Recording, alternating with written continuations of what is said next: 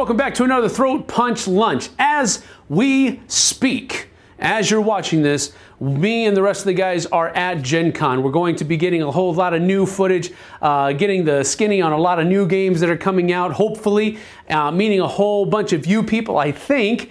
That's one of the highlights of the con for me, at least. And so that's what we're doing right now, and it's a great time of the convention season. Now, with all that being said, I've got a great episode lined up for you today. I've got about 10 segments, and the contributors are still doing a great job. I hope you enjoy everything, but without further ado, let's go ahead and get down to the table and get to it. Casey! What? We're about to go out of town for a whole week and we forgot. Pack, we gotta pack. We don't know what to pack. What do you think we should do?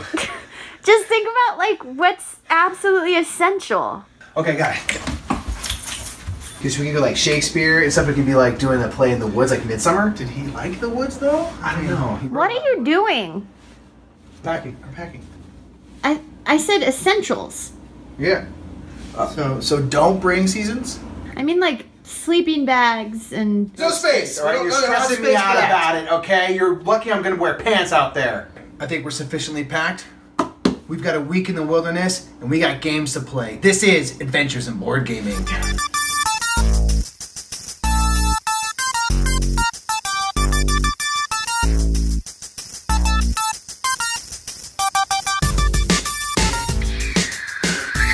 Oh yeah. Oh yeah. Look at all that nature back there behind us. What's up? We're the brothers Murph, and we are here at Camp Cody. Camp Cody. Camp Cody. So we're at Camp Cody. This is a Boy Scout camp up in the Tahoe area in Northern California. This is the Boy Scout camp that Mike and I used to come to when we were scouts. Our dad is still very active in the troop, and the three of us come back every year to teach merit badges at the camp. We're about to hang out and play in nature, play some games, teach some kids. It's gonna be great. Come check it out. Camp Cody is a boy-led and run Boy Scout camp in the Sierra Mountains that just celebrated its 80th summer. Nick and I both started coming here as scouts when we were kids, and we've now been teaching for almost a decade as adults. Oh, what? What? Did we climb up a mountain just to play a game? We come to the mountain just to play Clank? Oh, yeah. We don't have any dungeons, but we do have mountainous regions. Let's crawl around there, see if we can make some noise and awaken the dragon. Yeah.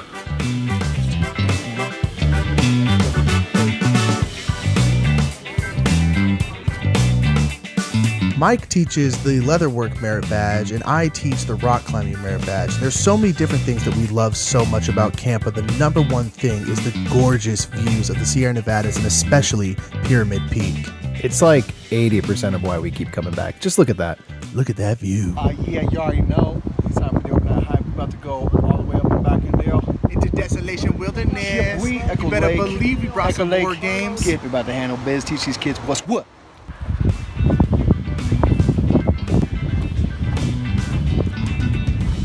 Dude, nature sucks, man.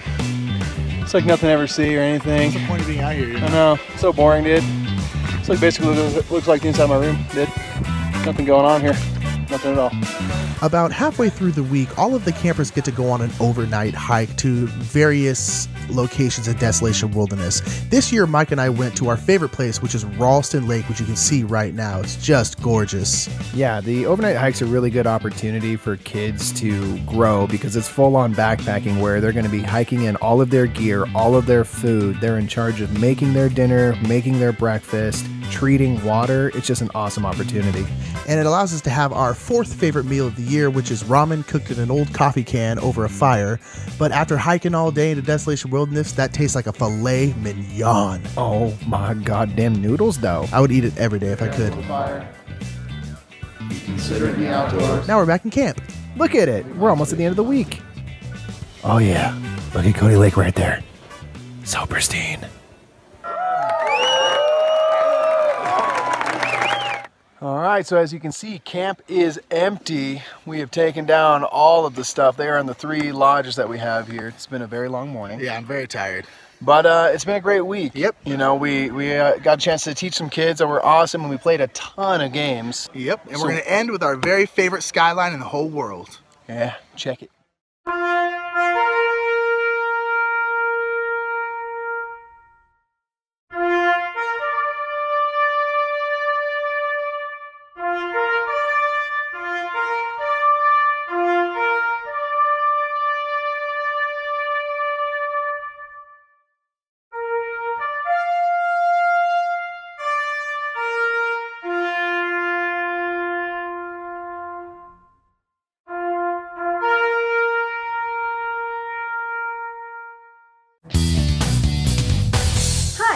This is Ambie from Board Game Blitz, and this is Strategically Thematic, a segment where I talk about theme in different strategic games. This time, I'm talking about Exit the Game.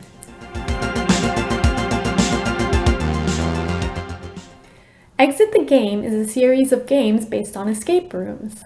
If you haven't heard of an escape room, they're physical adventure games where a group of people are in a room solving a bunch of puzzles within a certain time limit in order to escape.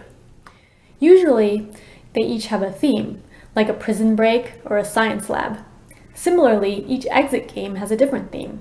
I've played the first 3 games, which are in an abandoned cabin, in a pharaoh's tomb, and in a secret lab. The main mechanics of an escape room are in the puzzles, not necessarily matching the theme of the room. There is usually some setup story and decorations to match the theme, but for me, most of the fun in an escape room is in the puzzles and trying to escape the room as quickly as possible. The exit games capture the escape room feeling really well for me. Although the basic mechanics are the same in each game, each one has very different and interesting puzzles to solve. The exit games are mostly based around riddle cards and answer cards. Throughout the game, you'll find different riddle cards, which will be different clues to figure out puzzles and unlock things. You also start with a booklet that usually has a picture of the room you're in, with a bunch of locked items that you'll need to open. The booklet also has some other pages with puzzle parts. When you think you've figured out the answer to a puzzle, you put a 3-digit code into a dial, and it reveals which answer card you need to look at. If you're right, you can open the lock and find more clues through the riddle cards. There are also hint cards for each puzzle, so if you get stuck, you can look at those. The main thing in the exit games that makes them the best escape room board games that I've played is that they're not replayable at all. You're allowed to draw on the pieces, cut them up and fold them, and this freedom allows the puzzles to be really creative and unique. Additionally, just like in real escape rooms, you'll have lots of pieces from the beginning of the game that you aren't able to use until later on, when you find a puzzle that will use those clues. Exit the Game is a great experience if you enjoy escape rooms, or if you've never done an escape room and are interested in seeing what they're all about. Each one I've played has had exciting and unique puzzles, and although the exit games are better with a smaller group than a normal escape room, they still give a great escape room experience with really cool puzzles. Thanks for watching Board Game Blitz. What's your favorite escape room game? Let me know in the comments.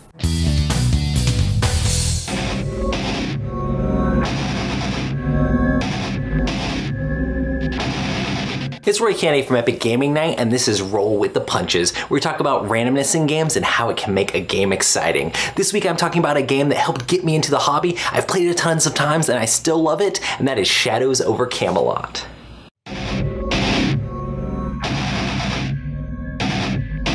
Shadows over Camelot is a cooperative game that has a trader element in it. You're trying to run around and do different quests to gain white swords. The randomness comes into the game where at the beginning of each round you have to do progression of evil. And you can either A, take damage on your character, which this can be really important if you only have a little bit of health left, or you can add a catapult to the mix up here. And if you do that and the whole thing fills all the way up with catapults, then the good guys lose the game. Or you can draw a black card, and these are all different random events that could maybe just add different negative cards to different quests, but they could add extra siege engines, they could do all sorts of different crazy things that mess you up. So there could be events that just make it harder for you to win the Excalibur quest, and Excalibur moves further away, no big deal. Or hey, a card goes over here on the Grail quest and makes that more difficult to complete. These cards will end up putting siege engines on if those quests are already complete. Or you could end up getting like the Morgan Le Fay card that could add 2 more catapults, and it could jump up on you in the last second when you weren't expecting it and causing you to lose the game, which I've had happen several times. Another way that there's randomness in the game is you have to try to get rid of these catapults. You can send one of your characters out to try to fight them, but then you have to spend a number of these fight cards that you'll have in your hand. You normally use these to try to complete different quests. Here you will try to play play a number of cards, and then you will have to roll lower than that to be able to defeat a catapult. So do you want to spend a bunch of your high value cards that you could be using on different quests to make sure you like auto complete it? So 5, 6, 7. If I roll anything except for an 8, I defeat a catapult. Okay, I got a 5, got rid of it. Or maybe you want to press your luck a little bit and be like, okay, well, I'm just going to spend 1, 3, and if I make it, then we get to get rid of a catapult. Did it that time. So it's this whole luck element of fighting off the catapults, trying to not spend too many of the cards you need to use for other quests and things like that, and working together as a team. And the whole time, the traitor is going to try to screw everyone up secretly. The main randomness in Shadows over Camelot comes from that event deck as you're holding your breath like each time you draw one of those cards. Maybe you should take life damage. Maybe you can't take life damage anymore. Is it better just to put a catapult out there? But we gotta figure out how to get rid of the catapults. It's always exciting as you flip those cards and it's like, oh, it just adds a card to that thing. Okay, that doesn't really matter. And then you flip one over and something like devastating happens and can make you lose the game on just a simple card flip. But you made the choices on whether or not to flip that card without doing some other abilities to try to figure out how to mitigate that. Lots of exciting stuff there. And then also with the dice rolling, trying to get rid of the siege engines. How many cards do you put in? Are you gonna try to press your luck and just put a little bit in? Then maybe you fail the die roll and end up taking damage and killing off your character. Lots of interesting decisions. A game that's played a ton, and that's the traitor mechanism is amazing in it as well. So make sure to check out Shadows over Camelot. It's a great game that has stood the test of time. Hey everyone. I'm Mandi, and welcome to another episode of Confessions of a Board Game Reviewer. This week, we're talking about games that we enjoy, but maybe others don't enjoy as much. So I have to confess, I love Fury of Dracula, but I have no one to play with, so I sold it. Let's see what the other board game reviewers have to confess.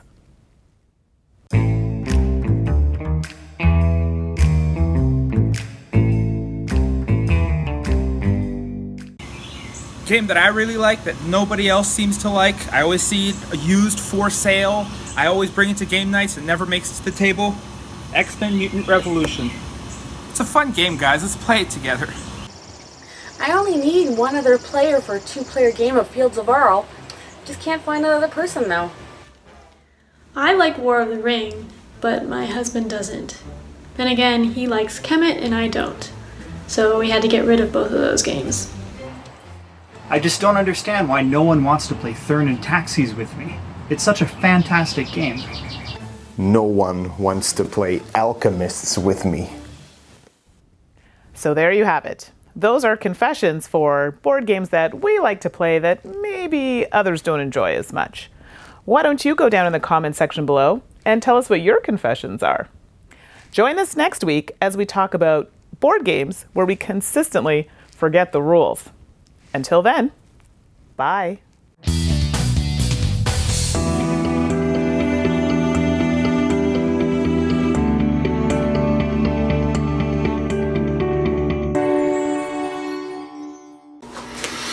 Hi everybody, welcome to Throw Punch Lunch and welcome to Miniature World, right back where it belongs. Well, today we are talking about my top 5 miniature games that I am looking forward to at Gen Con 2017, the 50th year of Gen Con. So, as I've scoured and looked and tried to find out as much information as I possibly could, these are games that are going to be released at Gen Con. Not demoed, not shown off, not a picture, not on Kickstarter, but actually available for purchase. So that is how we are going to do our list. At number 5 is Ghostbusters 2. Ghostbusters 1 was pretty good. I painted it up. I had a pretty good time with it. It looks like they fixed a lot of things, and I'm looking forward to Ghostbusters 2. Galaxy Defenders, they have an expansion coming out. I love this game. I just started learning about it. I bought everything for it. It's somewhere on one of these shelves. But I am looking forward to getting this and doing a complete run through of everything Galaxy Defender. I'm really looking forward to that. Number 3, This War of mine. Now this one, Vernon Piper showed me. He had gotten his Kickstarter edition, and I really like what I saw. I like how he painted everything up. I had some ideas of my own I wanted to do with it. I didn't get a chance to play with him, but when he explains it, he's also the same guy that told me that Cthulhu Wars was really good. So if Vernon says it's good, then it has to be good in my eyes. And that's in at number 3. Number 2 is a game that, well, what can I say? Anything from Richard Lanius is a masterpiece in my eyes. Even though these miniatures are not prominent in it, Fate of the Elder Gods, I've got to have it. I want to paint it up and I want to play it. I'm looking forward to it. It's something I'm really excited about it. And then finally, at number 1, the game I am most curious and excited to get my little greedy hands on is Folklore Affliction. This looks great, and I can't wait to get a hold of this and start tweaking it, playing it, and showing you guys what it's all about.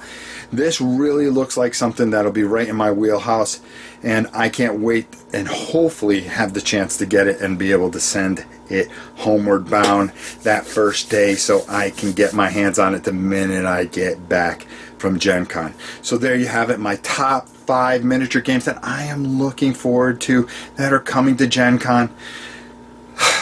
Without a doubt, it should be an exciting week. Next episode, I am going to be showing you some things that may be hidden at Gen Con. I'm looking forward to reporting from Gen Con next week on Throw Punch Lunch. In the meantime, I am Rob Oren for Miniature World, and we will see you soon.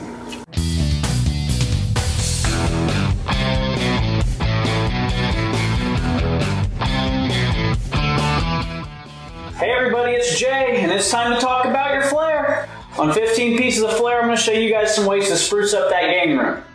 A game me and my oldest son Owen have been playing lately is One Deck Dungeon. And we can find that game to be pretty difficult, but we're always being saved by those potions. Well, I just leveled up in real life, and I got this potion. Let's check it out. We need a liquor bottle that's shaped like a potion. We need a funnel. We need some water and red food coloring.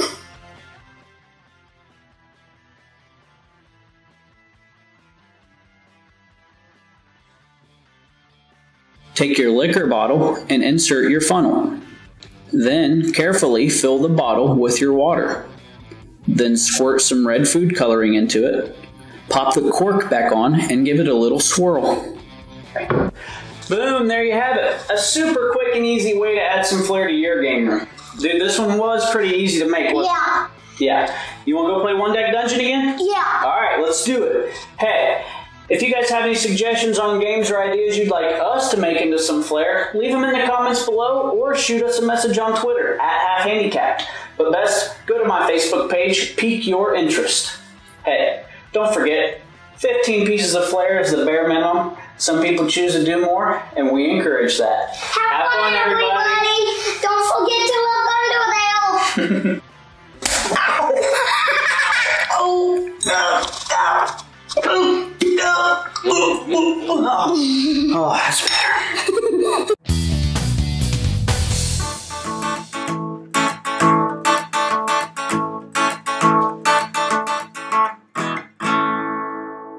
Hey, welcome to Throat Punch Lunch. My name is Bobby, and this is We'll Learn As We Go, where I'm going to be talking to you about some games and how I would teach those particular games. This week, all week, I've been moving into a new apartment. I've been moving stuff in little by little until Saturday, which is my big move-in day, where I'm going to ask a bunch of people to help me lug a bunch of furniture from my old apartment to this, my new apartment. And as you can see, I've already started to move a very small part of my board game collection, and that's right there. Anyway, so speaking of asking people for help, I started thinking about, do I ever ask for help in teaching board games? How about that segue, right? So I thought I'd go on a little rant about times that I've received help in teaching a board game. One game that comes to mind when I talk about this is the board game Scythe. I own a copy of this game. I played the game 3 times, And I've taught the game once, twice, 3 times. No, never. I've never taught the game of Scythe. Whenever I want to bring it to the table, if the people haven't played the game before and I know I want to bring it to the table, I just ask them to watch a video online. That's right, I ask them to watch an online tutorial of the game. There's a bunch out there. The one that comes to my mind is Rodney Smith's Watch and Play tutorial of Scythe. I ask them to watch the tutorial, so by the time they come and sit down at the table, they already know how to play the game. Because it's one of those games where it feels intimidating to take it out and start teaching it. Even though I think once I do teach it, it'll be a lot simpler to teach than I think initially. Because it's one of those games where it looks more complex than it is. But anyway, with Scythe, I've never even taught the game. I've always received help in teaching Scythe from an online tutorial. Speaking of online tutorials, a really great online tutorial that I've experienced is when I played my friend's copy of Mechs vs. Minions. My friend received help in teaching the game, and he kind of learned how to play the game with an online tutorial that the Mechs vs. Minions comes with. And this is probably like the best online tutorial I've ever seen because it's only like 3 minutes, and afterwards you know how to play the game completely. Are you kidding me? Really? It's awesome. So, Mechs vs. Minions, Scythe, I've had help teaching both of those games. Or I guess my friend had help teaching Mechs vs. Minions. Speaking of tutorials, I always find it weird when a game comes with a separate rulebook that has a tutorial playthrough of the game. It always gives me reservation. I'm not sure why. Maybe I just don't like people telling me how to play the board game, even though I want them to teach me how to play the board game. I don't know. There's something different, right? But one time that I've enjoyed it is when it was a tutorial playthrough done through the mobile app. And the mobile app would tell you how to play the game as you went through the tutorial. And I'm thinking specifically of XCOM, the board game. That's another board game where I received help in teaching the game. I didn't even really teach the game. I just clicked through a tutorial and pretty much read it and showed that to the other players playing the game with me.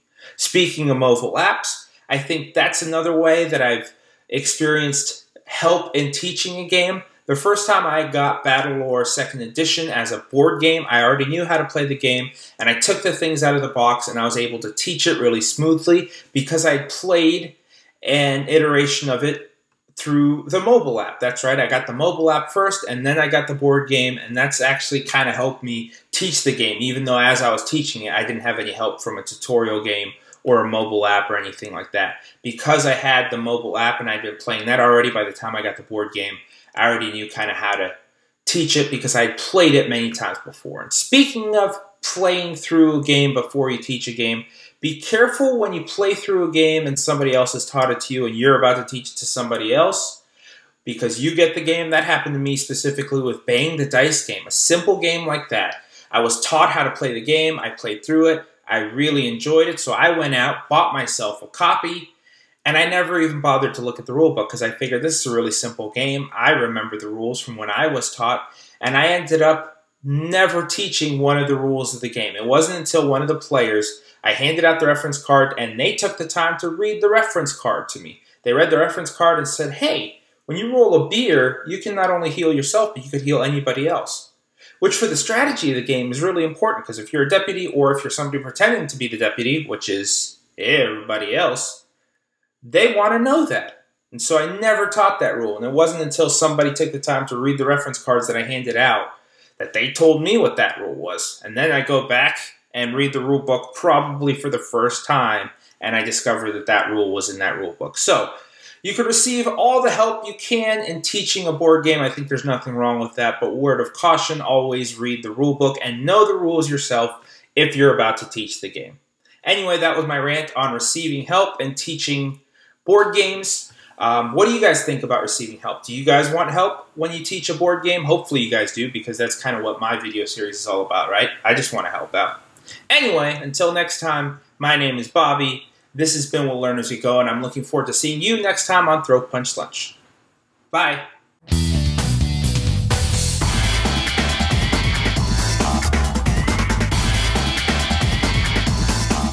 Ahoy there, Throw Punchies. I'm Forrest from Bowers Game Corner. I'm back again for 3 reasons where I do something vaguely related to the number 3. And oh yeah, Gen Con is here. I'm pretty sure when this goes up, it will be the Thursday of Gen Con, so maybe you might be driving in or flying in, or maybe you're planning on going next year, so I decided to make a list of my top 3 Gen Con things. Now, I'm putting a couple caveats on this. First and foremost, I want to put things that everybody can do. Every Tom, Dick, Jane, and Harry. You don't have to have a press pass, you don't have a media badge, or be a vendor or an exhibitor or anything like that. This is stuff that everyone is going to be able to do. And also, this is not just like the exhibitor hall is a great place because there's lots of games. No, I'm going to be talking about things that you might not know about. So, number 1, I have the First Exposure Playtest Hall, which is absolutely stinking fantastic. I go in there every year, and I shoot a whole bunch of interviews. And what I love about this place is this is where a lot of the games that are going to be on Kickstarter are there to be played. And these games, a lot of the time, have really cool mechanisms, really cool ideas,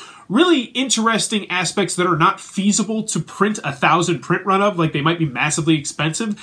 They work better in prototype form, but there's lots of cool games in there. If you can get past the fact that the artwork might be crummy or non-existent, there are so many cool different things to try in there for, I'm pretty sure it's free. You might have to buy a ticket, but needless to say, very neat place to walk through at the very least. I highly recommend checking out the First Exposure Playtest Hall. Number 2 is just Indianapolis in general. And Indianapolis gets a bad rap based on what Mike Pence did a couple of years ago and based on the fact that the hotels sell out way too quick and the city's way too small. But I poo-poo to all that. Indianapolis accommodates Gen Con fantastically. And I'll give you an example.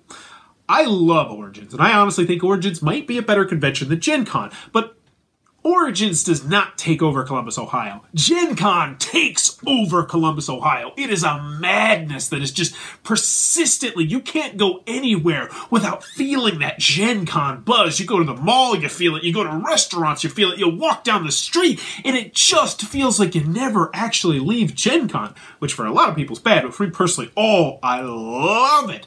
Gen Con, Indianapolis I should say, just does everything, does it up big for Gen Con, and I love that. Not to mention the fact I love the tunnel system. You can pretty much not, if you have a hotel that's close enough, you can just not go outside the entire 4 days of Gen Con, which I wholeheartedly want to do one year. Last but not least, my number 3 is massive werewolf games. Gen Con is where I fell in love with werewolf. And I'm not talking about that garbage place where you have to buy a wristband and play werewolf. No. None of that nonsense. You go to the other end of the building and they will have massive games of werewolf where they will be running. How massive? I've played it once in a game of 70 people of werewolf. And these are run by generally fantastic moderators with tons of different roles. And a lot of people, I will only see them once a year, and that will be when we go over there and we play werewolf. And it is a fantastic experience that I wholeheartedly recommend checking out. Even if you're not the hottest on werewolf, get involved in one 40, 50, 30 player game of werewolf, and when you get knocked out, just leave. But man, is it a lot of fun. So those are 3 Gen Con things that I absolutely love that I think you might want to check out the next time you are at Gen Con, or if you're at Gen Con right now. And also, if you are at Gen Con, be sure to say hi to me, because I love talking shop, talking about games. Tell me about what awesome you have seen, and I might even give you a little sticker that I have, because I'll be handing out stickers. But if you enjoyed this, please be sure to check out my channel, and as always, back to more Throat Punch of goodness. Hey everyone, this is Tim Jennette the Metal Meeple, and you're watching the Budget Card Game Breakdown.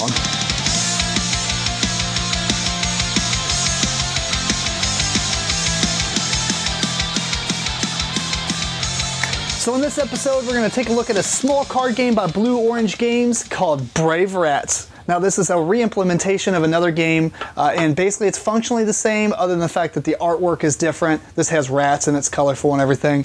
Each player is going to receive an identical set of 8 cards, numbered 0 through 7. The idea is you're trying to win 4 rounds. All you have to do to play this game is you select one of your 8 cards, and you're going to place it face down. The opponent's going to do the same, and then you basically reveal. Whoever has the higher number is the winner. Now the problem is, this is where the special rules come into play. So you can see the 5, his special ability says nullifies the special power of your opponent's card. In this case, it wouldn't matter because this one says if you win 2 victories instead. But let's say they had played this one right here. So even though the 7 would have won, it says you win this round. It's pretty much no matter what. He nullifies that special ability, but he still wins because he is a higher number. In this case, the winner would put their card face up, the loser puts their card face down, and then basically you go through your cards again just to show you an interaction though. Here we go. You got the 5 versus the 3. Does the 5 win? He nullifies the special power. This one is the assassin. The assassin reads the lowest number wins, except for in this case, the lowest number won't win because his ability is canceled and you're still the highest. So you go back to the basic rules. And that's pretty much the game. You would see that red wins the second round, blue puts his card face down, and you keep going until one player has won 4 rounds. Now there's a possibility that one player, or you play the same card or something like that, and so it's gonna stall the round, no one actually wins. You put those to the side and the next round actually wins both, or whenever the next time there's a clear victor, they win all the stalled rounds before them. So this game is really fun, just kind of like the one I did last episode where you have a small handful of cards to play. This is very similar to that. I mean, you do need some space to put your cards down, unlike the other game, Dragon Punch, but I really enjoy these type of games. They're very small, they're very light, they're very fast, and it has a little bit of a thinky element.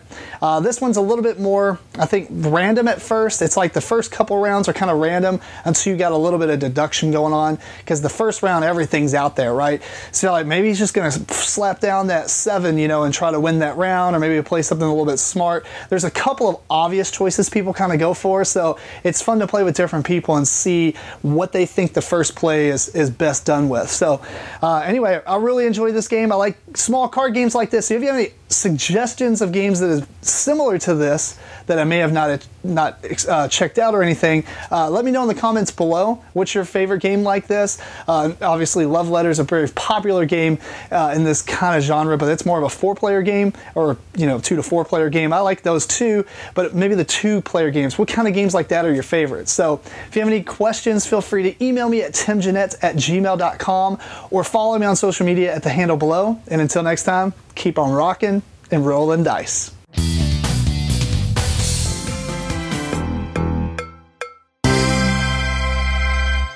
But while living in the US as an exchange student, I shared a house with a group of people from Germany. And I remember when they brought Siedler, Settlers of Catan, with all the extensions of the Stadtreiter, which is the Citizenite. And it was so hard for me because I have to read the cards, and I couldn't figure out what was in German. I have to ask them what every card means. But then, one day, one of them brought a game called Carcassonne. And as we were playing the game, I realized the beauty of that game. Nothing. All I need to do was learn the rules and enjoy the game. And then I learned that language-independent games are awesome. And that's what we're going to talk about in this new series, Beyond Board.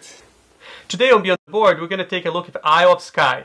Isle of Skye is a great laying tile game. It's for 2 to 5 players, was designed by Alexander Pfeiffer and Andreas Pelikan, and is published by Mayfair Games. Players will use tiles to extend their lands and bring in goods and richness to their kingdom.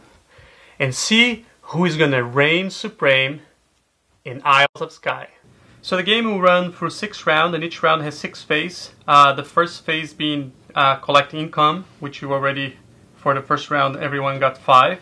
And as you increase the amount of income you have, you'll collect more coins in there. Then you have the tile drawing. So each player will draw 3 tiles.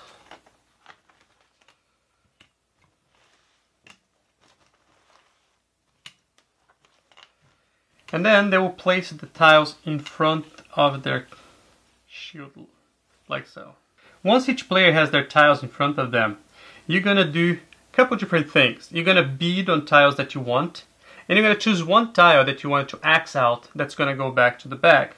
So behind your shield, so other players don't see it, you choose the tile that you want it to be taken out of the game, and you decide how much money you're going to bid in different tiles as you need them. Once everybody has placed their bids and chose the tile that they are getting rid of, so all the players will lift their shield back, so then you can see what the action is going to be taken on each tile. So first thing you do is X out the tiles that are chosen by each player to get off the game. Then other players are going to have a chance to buy a tile. Everybody gonna buy one tile and one tile only from any other player, or pass if they don't want to buy anything. So to buy a tile, you have to pay the amount of money that each player had assigned to that particular tile. So if anybody wants to buy this tile, they have to pay 2 coins for it. Each round will end by all the players just scoring their tiles. So in this case, you need to look to A and B. So every condition that the players filled that will match that particular scoring tile, they will move their scoring token on the board. For those who like tile laying game and having a little bit of economics spread into the game, also there's a great interaction between players. This is an excellent choice for you. There's a great replayability on this game, but above all that, it's an excellent gateway game or game to introduce to new players. I think you enjoy it. It's an easy game, a very relaxed, very casual, and an excellent language-independent game. So this was Beyond the Board.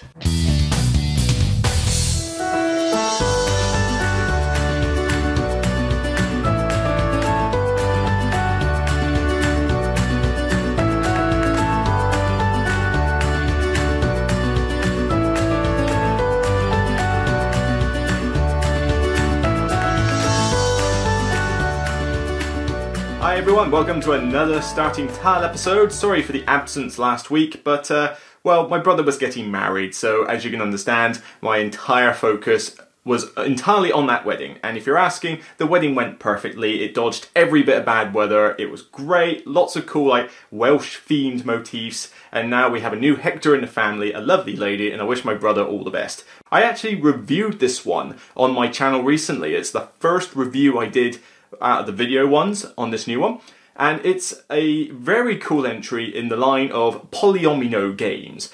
To explain that term a bit more, I think Tetris and all those pieces, you know, the different shapes and locking them together in order to complete a grid. Well, here's the perfect entry. Baron Park. Baron Park. Baron Park is a new game from Phil Walker Harding. He's been known to do some very great games, and particularly in the gateway genre. He's very good at doing those simple, streamlined games, and this is no exception. In Baron Park, you are laying out these polyomino tiles to build an attraction theme park with holding bears. And it's very simple, so simple. You place a tile or you pass. That is your entire turn. If you pass, you get to take one of the green tiles, which is basically like you know, food stalls and parks, that kind of thing. They're not worth any points, but they take up your area. And then what you're trying to do is that you're trying to cover up these symbols on your tiles, which, you know, like wheelbarrows and combine harvesters, that kind of thing. And the idea is that when you cover those up, you get to take different tiles. And these tiles will be the various bear houses for pandas and, you know, polar bears, that kind of thing. Or if you cover up certain symbols, you'll get these giant pieces, you know, that are one-off pieces that are worth more points and take up more area. As well as, what's different in here though is that you actually get to add more tiles to your grid, because in Patchwork you just had the one grid and that was it. Here you start off with one, and then as you go through you'll eventually get another 3 sections to add to your park, and you can add them in any way you like. And then eventually, as you complete each separate grid, you'll get these bear statues, which are worth points. Everything's all kind of a, you know, first person to get that piece will get more points than whoever gets it next. So there's a bit of a race. And then if you want the advanced mode, you can add these little objectives in, which basically are like, you know, get 3 polar bear tiles, get these points. And again, first come, first serve for the higher value points. I feel like I was a little harsh in my review, actually, to give it only a 7. Since then, I've been playing it more, people have been warming up to it more. I feel it actually deserved at least an 8. But it's just so streamlined. So simple and streamlined. This is, without a doubt, my personal pick of all the polyomino titles, you know, so Cottage Garden, Patchwork, Feast for Odin. This is the one I would say, if you are into that kind of genre, this is the one you need to get. And for gateway gamers, it's perfect. They just go, oh, this was very nice. It's like a Zen game, you know, where you just play it and you just feel, ah. I think it's bears. Bears just do that for me. I love bears, and even though the theme here is slightly pasted on, it's bears. Aw, we don't like bears. Bears are lovely. But yeah, plays up to 4 players, so again, does more than Patchwork. Plays in only 30 to 45 minutes, and honestly, that is not a lie. So that's my spiel rave, as you could say, on Barren Park, a well-deserved game that should be in your collection. Definitely recommended for families, little ones, new gamers and gamers alike. It's a perfectly situated gateway game for the Polyomino range. So that's it for me. I'll see you on the next Throat Punch Lunch. Enjoy the rest of your day, and remember, as always, it's still only a game. See you soon, guys.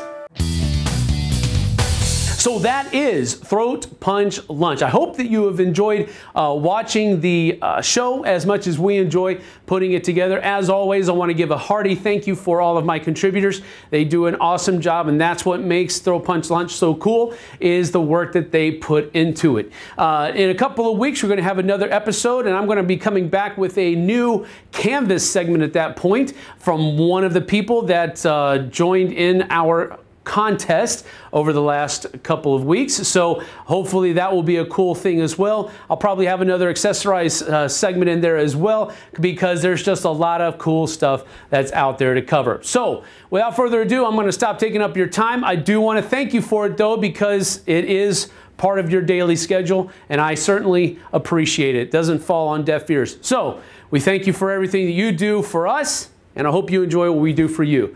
We'll see you guys on the flip side.